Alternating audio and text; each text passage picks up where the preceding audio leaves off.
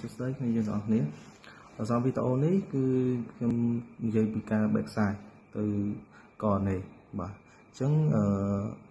មុននឹងយើងទៅធ្វើការ backside ទៅកនេះគឺយើងតម្លើងម៉ាស៊ីនរបស់យើងឲ្យចំនៅទីតាំងម៉ាស៊ីន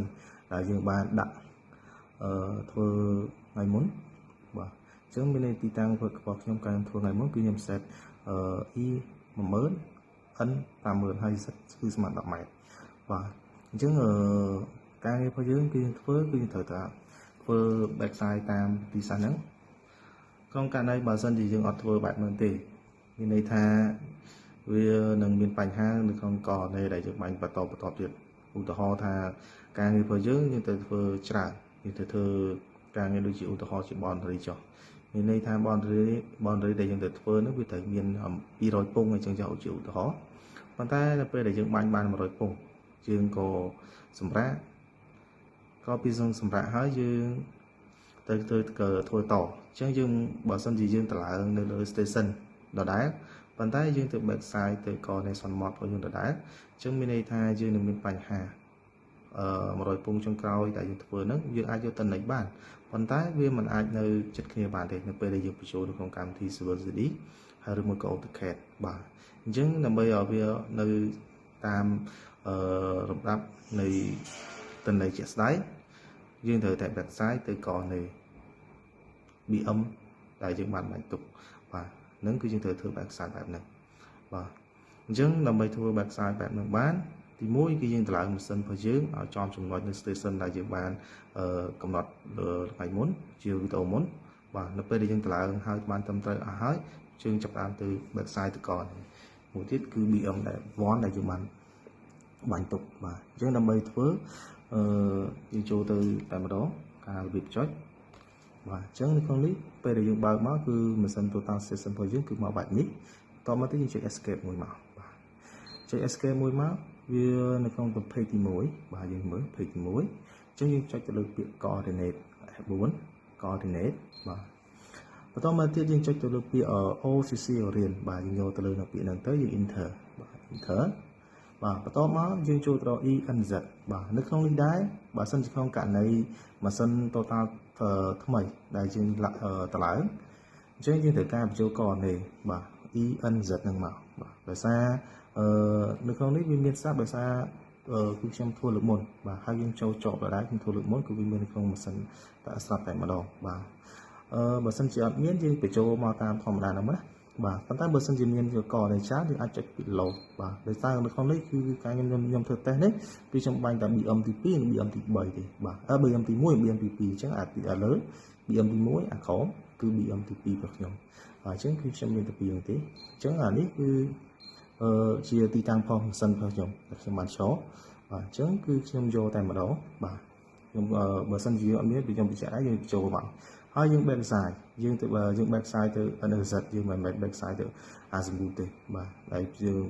ប្រវល់ទៅពងជើងបាទអញ្ចឹងមានន័យថាយើង backside ទៅ NZ យើងចុចពី NZ មកបាទអញ្ចឹងនៅក្នុង NZ នេះគឺយើងត្រូវការបញ្ចូលកនៃ BM ទី1របស់យើងបាទបើសិនជាយើងមាននៅក្នុងម៉ាស៊ីនយើងចុចពាក្យ load មកប៉ុន្តែបើសិនជាអត់មានយើងកត់នឹងដៃយើងបញ្ចូលមកE ម៉ាន N ម៉ាន Z ម៉ានបាទអញ្ចឹងយើងចុចពាក្យ load មកបាទហើយខ្ញុំជ្រើសរើសយកកនៃទី2របស់ខ្ញុំកាលនោះគឺខ្ញុំបាញ់តេស្តបាទអញ្ចឹងនេះជាកនៃ BM ទី1របស់ខ្ញុំដោយសារខ្ញុំឈរលើទីតាំងម៉ាស៊ីនរបស់ខ្ញុំ backside ទៅ BM ទី1បាទអញ្ចឹងហើយបន្តមកទៀតខ្ញុំអូខេបាទអូខេមកខ្ញុំចុច miss បាទខ្ញុំចុច miss បាទពេលនោះមកវានឹងcalculate ខ្ញុំនេះអញ្ចឹងមានន័យថាការបាញ់របស់ខ្ញុំវា error តែមួយលាបាទអញ្ចឹងគឺយើងអាចយកបានតែម្ដងបើសិនជាយើងបាញ់ក្នុងករណីយើងបាញ់ខុសក៏នៃបញ្ចូលខុសអញ្ចឹងអាយុគណនាមកអាហាដេនគឺវាខុសឆ្ងាយមែនតើតែម្ដងបាទអញ្ចឹងបន្តមកទៀតដល់ពេលតែប៉ុណ្ណឹងគឺយើងអាចយកបានយើងអូខេទៅបាទអូខេវាចូលទៅ observation នៅក្នុង observation នេះគឺយើងអាចធ្វើការវាស់វែងបានតែម្ដងអញ្ចឹងយើងចុច enter ទៅយើងចុច enter ទៅអញ្ចឹងបន្ទាប់មកវានឹងសួរយើងតើកម្ពស់ពីระดับប្រមាណដែរឬមួយក៏មិនយើងមើលជាក់ស្ដែងហើយបន្ទាប់មកពេលរបស់យើង PT របស់យើងនេះគឺវា load ពងលេខ4អញ្ចឹងយើងបង្វិលម៉ាស៊ីនទៅធ្វើ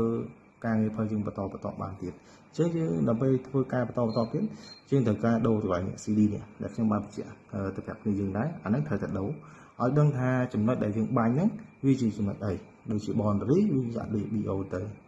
ជាដើមឈើយើងដាក់ T ទៅ TR ចឹងជាអ្វីផ្សេងគឺយើងដាក់ទៅបើយើងចង់ធ្វើ fill ធ្វើអីគឺយើងដាក់តាមហ្នឹងដែរទៅបាទវាងាយស្រួលនៅពេលដែលយើង transfer ពង transfer ទៅនៃមកគឺវាអាចដឹងថាយើងជាពងអីអា EDM នេះគឺយើងការយើងឆែកអានេះការកំណត់គឺ refresh របស់ការយើងបាញ់នេះទេអានេះយើងមិនចាំបាច់កំណត់ទេអានេះណានពីអីអូខេយើងមកកំណត់ពីកន្លែងហ្នឹងបាទអញ្ចឹងមានន័យថានៅពេលដែលយើងធ្វើ website ទៅលើជាងម៉ាស៊ីនហ្នឹងហើយគឺអូខេបាទគឺមានន័យថាទីតាំងរបស់យើងគឺយើងបានធ្វើយកពីជា reference ហើយយើងអាចធ្វើការងាររបស់យើងបន្តបានធម្មតាបាទអញ្ចឹងវីដេអូរបស់ខ្ញុំមានតែប៉ុណ្្នឹងទេសម្រាប់វីដេអូក្រោយគឺខ្ញុំធ្វើពីរបៀបធ្វើ registration បាទ registration ក៏វាមិនខុសពីធ្វើ website ហ្នឹងដែរគាត់ថា registration វាត្រូវការតែស្គាល់កអនៃពីរចំណុចអញ្ចឹងទីតាំងម៉ាស៊ីនយើងកន្លងនៅចំណុចណាក៏បានដែរវាបញ្ហាចោតសម្រាប់ទីតាំងម៉ាស៊ីនដែលយើងត្រូវឈរសំខាន់គឺទីតាំងម៉ាស៊ីនដែលយើងកន្លងគឺត្រូវមើលឲ្យឃើញកអនៃទី1និងកអនៃទី2បាទតែប៉ុណ្ណឹងអូខេវីដេអូខ្ញុំមានតែប៉ុណ្ណឹងបាទបើសិនជាមានបញ្ហាអីយើងអាច comment សួរឬមួយក៏យើងជួបគ្នាចាំយើងទៅចែកគ្នាម្ដងទៀតតែម្ដងបាទ